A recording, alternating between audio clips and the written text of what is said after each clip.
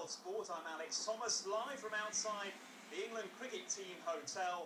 The squad absolutely delighted after regaining the Ashes with a 2-1 series victory over Australia. They won the final test at the Oval by 197 runs. We've been hearing from their star all-rounder Andrew Flintoff earlier in the show. Now for some more analysis, we're joined by two guests, Jared Kimber, who's an Australian cricket writer living in London, and Nick Compton, who used to play for the England under-19 side, and still a very good Middlesex batsman. Jared, you work for Cricketwithballs.com. Correct. Sounds like a bit of a feisty website, but not much to crow about this morning.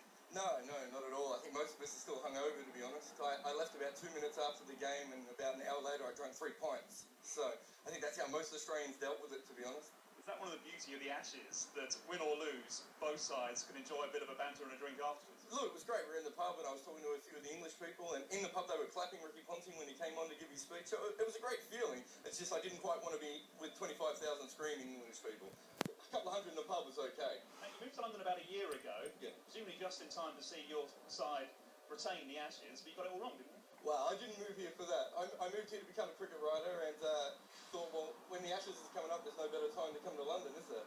What will be the Australian reaction? Because the press back in Australia can be just as fierce as some of the English press, can't they, when it comes to criticism? Yeah, I think essentially they're going to go at Ponting or Hilditch. Hilditch being the chairman of selectors, Ponting obviously the captain.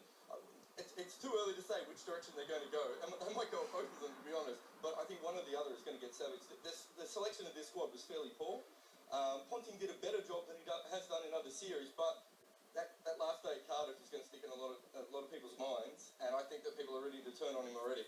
I mean, Ponting turned into a bit of a pantomime villain through this series. Many of England fans booing him, although he got a bit of a better reception at the Oval. He got a massive blow in the mouth, and yet still came out, put on a really gritty display with the bat, didn't he, on the fourth day? Yeah, I think he showed a lot of maturity. Before this, he could get a little tense with the media, especially, in press conferences and stuff. But in this particular series, he really showed a level of maturity. And if you look at his press conferences, he was very relaxed, very complimentary of the English team, and it may be something different. Unfortunately, the crowd just thought they'd boo him anyway. It didn't bother me, and it didn't seem to bother Ricky.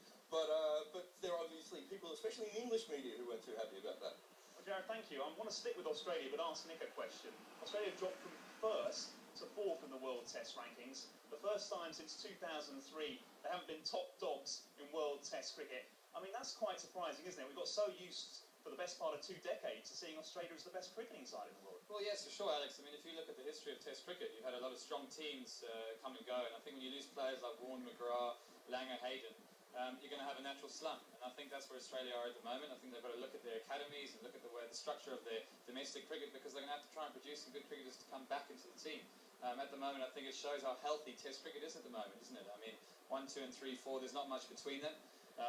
And I think that's a great state for Test cricket. There's been a lot of conversation about IPLs 2020 and the state of Test cricket, but I think it's very healthy. And watching those scenes yesterday, I think it's a great time to be English, and I think a great time to be playing Test cricket and be involved with it. Jared won't like these stats, but it's surprising that Australia's batsmen outscored England's 8 centuries to 2. They scored more runs overall. The top 3 wicket takers in this series were all Australian. How on earth did they lose it?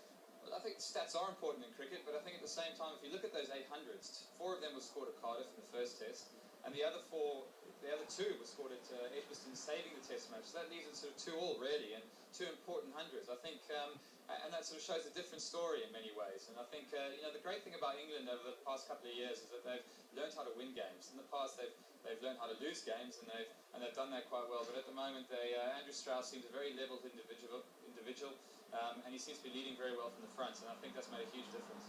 Well, Nick Compton and Jared, many thanks indeed for joining us. That's the analysis from one Australian living in London and a former England cricketer as well in Nick Compton. Interesting stuff on this Ashes series that's thrilled and gripped us all summer. More from World Sports coming up shortly.